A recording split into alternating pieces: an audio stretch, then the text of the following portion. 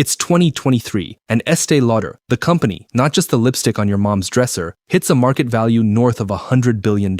That's bigger than Ford, bigger than most airlines combined. You'd expect a story like that to start with a Parisian couturier, or some minor European royal cashing in on a title, right? Chanel, Dior, some Rockefeller cousin backing a factory in Grasse. But the real story starts in a hardware store above a garbage dump in Queens, New York, with a teenage girl named Josephine Esther Mentzer watching her immigrant uncle boil skin cream on a stove in a converted stable. No chateau, no old money, no French vowels. Just a refugee chemist and a kid who figured out that the cream wasn't really the product. The story was. So buckle in, because today we're getting into the strange, scrappy, occasionally ruthless story of how Estée Lauder built an American beauty empire out of nothing but hustle. Let's go back to the real beginning, because it's messier than the polished company biography lets on. It's the early 1900s, and Rose Schatz and Max Mentzer, both Hungarian Jewish immigrants, are raising their family in Corona, Queens, a working-class, largely Italian neighborhood that, at the time, doubled as a literal ash and garbage dump for the rest of the city. Not glamorous, not even close. Jewish families like theirs were shut out of a lot of polite American society in this era. Country clubs, certain neighborhoods, certain jobs, the whole unofficial rulebook of who got to be respectable. Then, around World War I, Rose's brother, a chemist named John Schatz, arrives from Europe, essentially fleeing the chaos consuming the continent, and moves in with the family. He's got nothing but a formula for skin cream and a stubborn belief it's worth something. That's the whole starting point. No factory, no brand, just a displaced man, a stove, and a teenage niece paying very, very close attention. Now here's where it gets interesting, because what young Estée figured out wasn't a new fragrance, it was a completely new way of selling one. You see, the old model in beauty, going back to European perfumers and even early American cosmetics firms, was pretty simple. You made a product, you put it behind a glass counter, and customers either knew what they wanted or they didn't.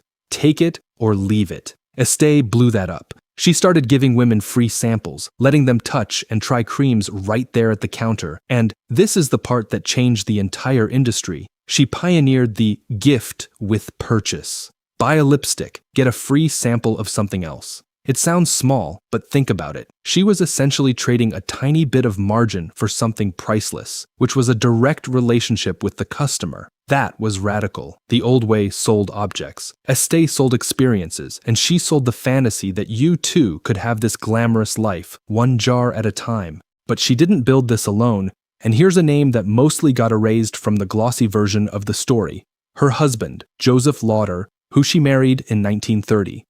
When they moved to Manhattan, they quietly adopted the spelling Lauder, correcting what was actually a clerical mistake dating back to when Joseph's own father had emigrated from Austria.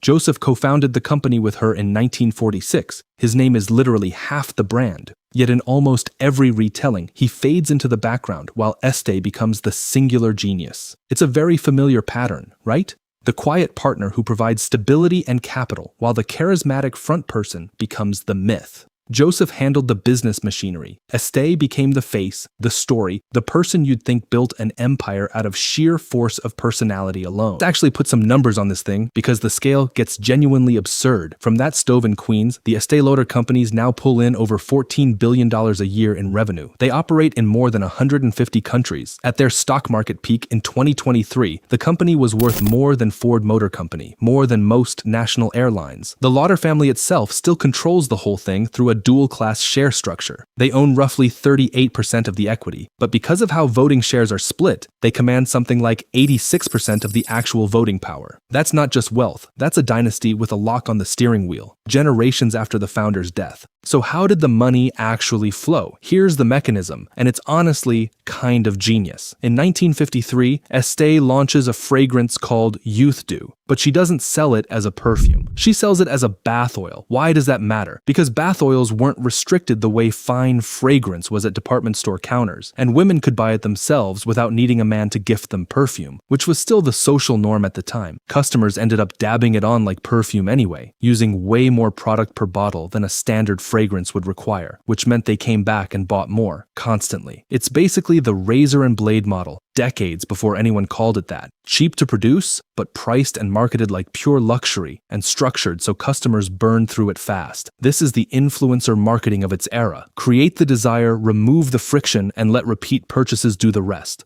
From there, the empire spread fast. Estée Lauder expanded into Europe in the post-war decades, then went on an acquisition spree that swallowed up Clinique, then later MAC, Bobbi Brown, La Mer, Jo Malone, and eventually Tom Ford Beauty, which they bought outright for nearly $2.8 billion in 2022. The gift with purchase model she invented became so standard across the entire cosmetics industry that most shoppers today don't even register it as a marketing tactic anymore. It's just how beauty counters work. But no empire this size avoids a reckoning, and Estée Lauder's came recently, and it came hard. After a huge pandemic-era boom, the company got dangerously dependent on travel retail. Duty-free shops and airports, basically. Especially sales to Chinese travelers passing through Hong Kong. When Chinese consumer spending slowed and travel patterns shifted after the pandemic, that entire revenue stream cratered almost overnight. The stock, which had traded near $370 a share in 2023, collapsed by more than 80% within about 2 years. The company announced a restructuring plan cutting thousands of jobs worldwide. It's a classic overexpansion story. A company that built its whole growth strategy around one fragile channel and got badly burned when that channel dried up.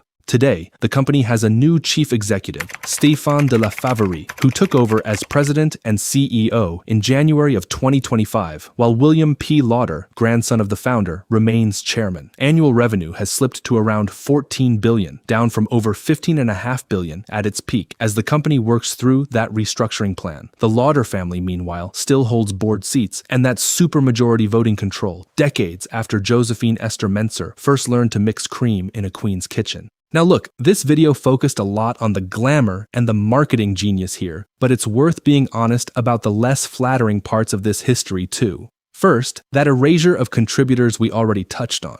John Schatz, the chemist who actually built the original formulas, and Joseph Lauder, the co-founder whose name is literally in the company title, both largely written out of the popular mythology in favor of a single founder genius narrative. Second, like most of the fragrance and cosmetics industry, Estée Lauder's supply chains have historically relied on ingredients tied to serious labor concerns. Mica, used to give products that shimmer, has been repeatedly linked to child labor in unregulated mines in parts of India, an issue the broader cosmetics industry has only slowly started addressing through sourcing audits. Third, early fragrance formulations across the industry, including in this era, commonly used animal-derived ingredients like musk and ambergris, harvested in ways that would raise serious ethical questions by today's standards, before synthetic alternatives eventually took over.